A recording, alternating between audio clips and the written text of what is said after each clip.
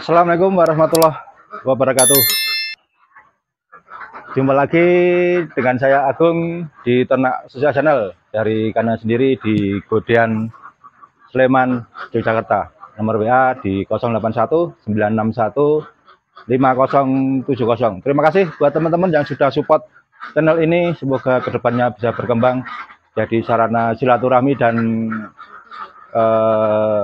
belajar bareng. Saya juga masih banyak belajar dari para mentor-mentor saya. Pagi ini saya akan membahas pakan campuran. Perhatikan pemberian jam pakannya.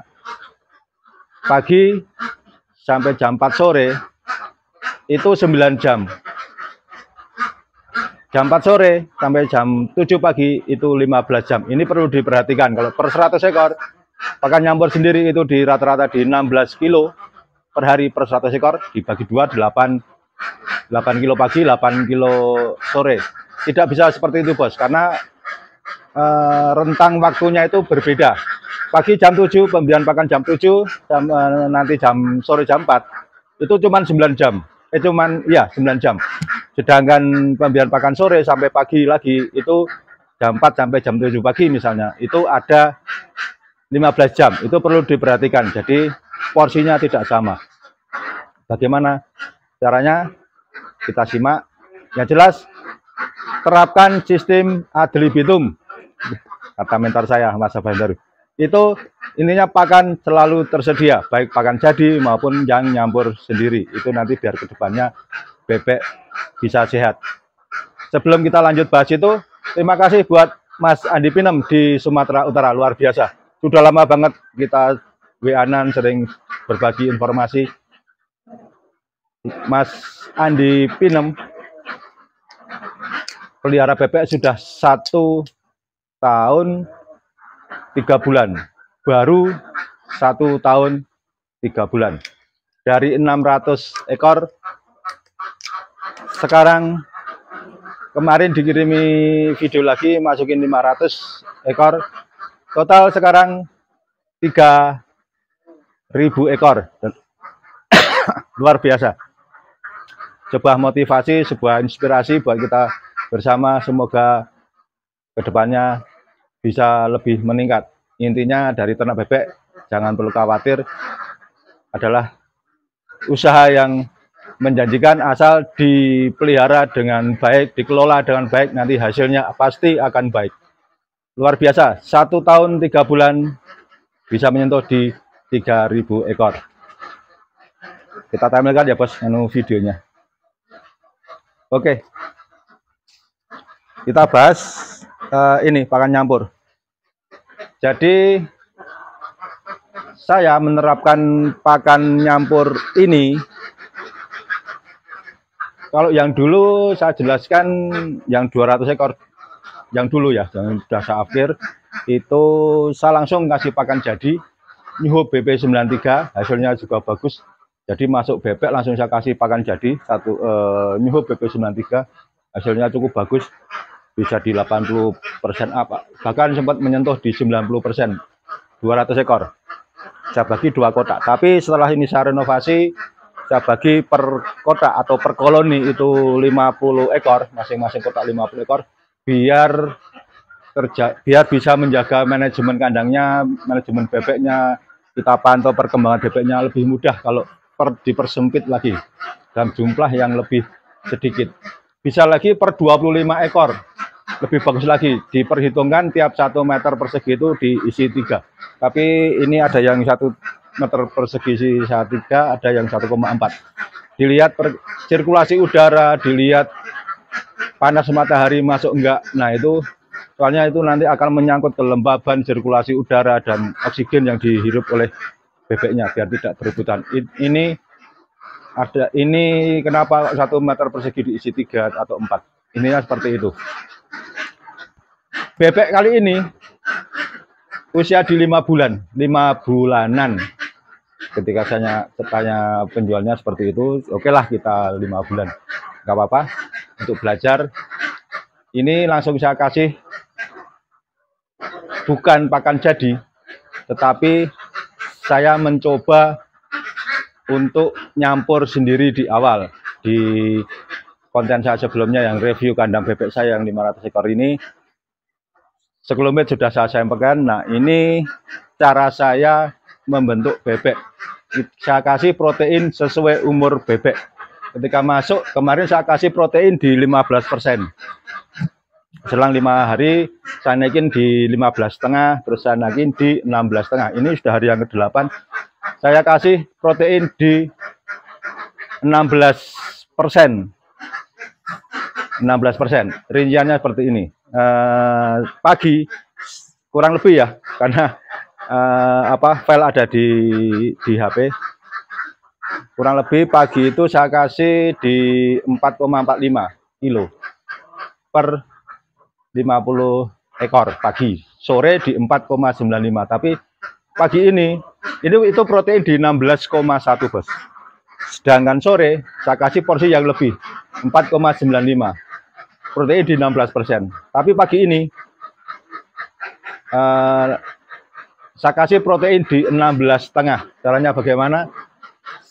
Tinggal menambahkan konsentratnya 1 on. Kurang lebih ya, kurang lebih 1 on. Jadi kalau 1,2 saya bagi 2, karena 1 kotak itu saya kasih 2 ember, jadi 1,2 on saya kasih 1,3, nanti dibagi 2 masing-masing, jadi 0,65. Saya kasihkan 1 ember, saya timbang lagi 0,65 1 ember. Tahapnya bagaimana? Ini versi saya. Jadi saya menggunakan nasi aking 1 kilo 1,1, karena ini yang saya mainkan itu di nasi aking. Kalau misalnya ada yang lebih, ada sisa, itu saya kurangi. Kalau kurang nanti saya tambahkan. Itu saya main di nasi aking sama di konsentratnya. Di nasi aking misalnya saya menggunakan nasi aking bekatul sama konsentrat 144 red. Pertama saya timbang dulu nasi aking 1 kilo, misalnya 1 kilo masing-masing kotak ya, karena ada 4 kotak, 1 kilo nanti buat 4 kotak, kita bagi 2 ember. Pagi saya rendam itu untuk pemberian pakan di sore hari. Nanti saya sore hari nimbang lagi untuk pemberian pakan di pagi harinya. Jadi seperti itu. Jadi rendaman itu begitu kita ngasih pakan, nanti langsung saya rendam nasi akingnya. Bagaimana kalau tidak ada nasi aking? Cukup sentrat atau sama dedak atau bekatul, itu sudah cukup. Tergantung nanti diukur kandungan proteinnya. Saya rendam, saya tiriskan. Dari 1 kilo ini rata-rata itu naiknya jadi 2 kilo. Kalau sudah basah, sudah mengembang, itu 2 kilo. Saya tiriskan, saya timbang lagi, dan ini nasi aking saya bagi menjadi 2 ember. Dari 1 ember rendaman itu saya bagi ke 2 ember tempat makannya. Terus setelah itu saya kasih bekatul 2 kilo untuk per 1 kotak atau 1 koloni. Saya timbang lagi masing-masing ember, karena 1 kotak itu 2 ember, saya kasih 1 kilo 1 kilo. Seperti itu sampai semua 8 ember ini terpenuhi semua. Saya campur nasi aking sama bekatul, baru saya kasih airnya mamel aja, jadi sedikit aja, yang penting kena basah. Kita campur.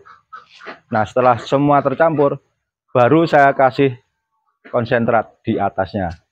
Konsentrat saya mainkan di 1,2 kg, saya bagi 2, 0,6 1 ember. Jadi kalau 2 ember berarti pas di 1,2 kg. Seperti itu. Kalau mau meningkatkan kandungan proteinnya, tinggal menambahkan di konsentratnya. Baru setelah saya kasih di atasnya, baru saya campur, bos. Saya campur. Kenapa? Hanya pemikiran saya aja. Kalau kandungan nasi aking sama bekatul udah dicampur, baru kita balut konsentrat, itu bebeknya akan senang. Jadi rasanya itu rasa enak di konsentratnya, dimakan seperti itu. Seperti itu, bos. Jadi ini yang saya lakukan di awal bebek pertama kali masuk. Kenapa kok saya masih nyampur?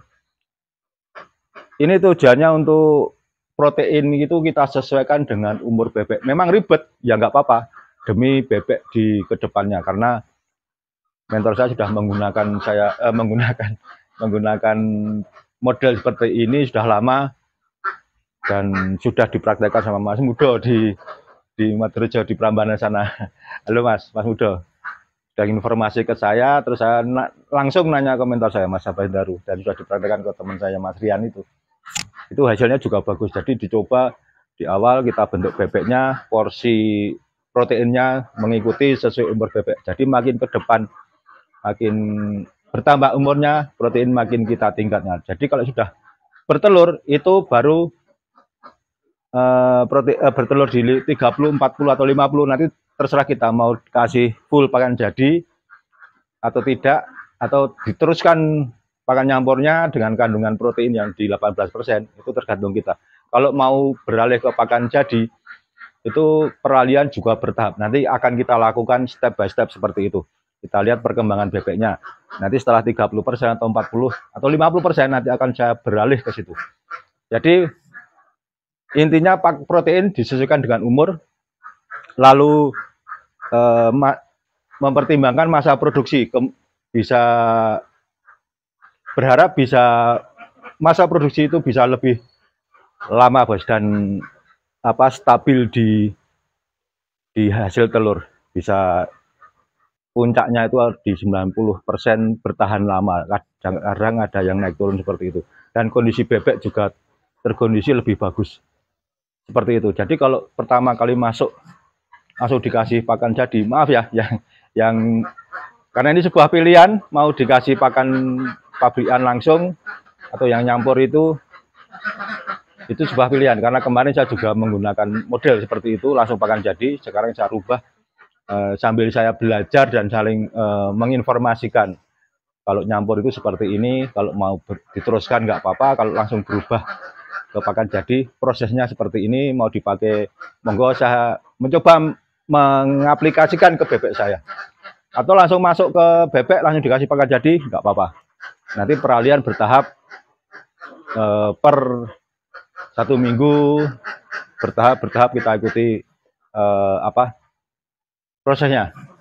Jadi begitu kita kasih pakan jadi, itu protein sudah tinggi, nanti itu khusus untuk bebek petelur. Jadi kayak bebek itu langsung digenjot untuk cepat berproduksi. Nah ini dan bebek langsung gemuk. Itu mungkin kurang lebih seperti itu. Tapi kalau ada yang menggunakan, kalau pas beli bebek di usia yang sudah memasuki masa produksi, itu sih masih aman-aman aja. Tapi kalau masih muda di 5 bulan belum bertelur atau mau bertelur, itu juga kita sesuaikan proteinnya. Kalau bebek masuk kandang sudah mulai bertelur yang cukup banyak lah ibaratnya, langsung digenjot di pakan jadi, monggo, itu sebuah pilihan. Tapi ini hanya menginformasikan sebuah pilihan untuk menggunakan pakan jadi, pakan nyampur sendiri, atau nanti perlahan-lahan beralih ke pakan jadi. Nanti kita ikuti prosesnya.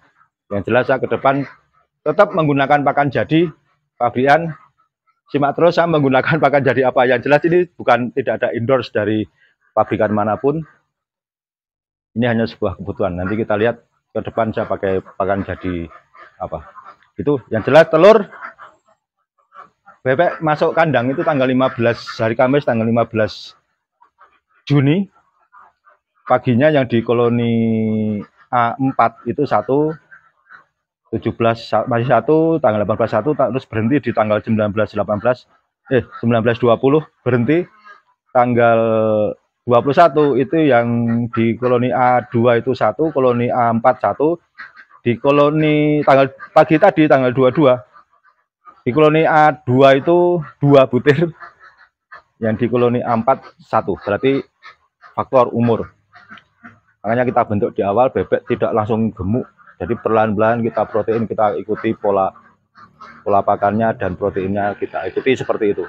Itu yang ingin saya ciptakan pada bebek saya kali ini. Kalau kemarin, kenapa kok kemarin langsung nyampur, langsung pakan jadi, sekarang kok berubah lagi? Karena saya pengen belajar, bos. Saya pengen belajar. Dulu saya kasih seperti ini, hasilnya juga bagus. Saya kasih ini, pakan nyampur di awal. Saya pengennya juga lebih bagus lagi dari hasil yang kemarin. Prinsipnya seperti itu. Sambil kita belajar, kita sambil menunggu, tidak harus pertama kali bebek masuk langsung bertelur banyak 50%, 70%. Saya tidak bisa seperti itu, karena prinsip saya pengen belajar dari bebek saya ini, dan saya pengen belajar dari mentor-mentor saya, belajar dari manapun. Ilmu selalu berkembang, jangan merasa sok pintar, jangan merasa sok paling hebat dalam beternak. Baru beternak 1 kali, 1 bulan, 2 bulan, 3 bulan nyemprot, itu sudah merasa hebat. Oh, ini langsung diputuskan, oh ini ternyata ini hasilnya kalau kita pelihara seperti ini, seperti ini. Kita perlu belajar, proses, nikmati sebuah proses. Nanti hasilnya akan kelihatan, bos. Terima kasih, Cak Agung dari Godian, Sleman, Yogyakarta. Terima kasih. Assalamualaikum warahmatullahi wabarakatuh.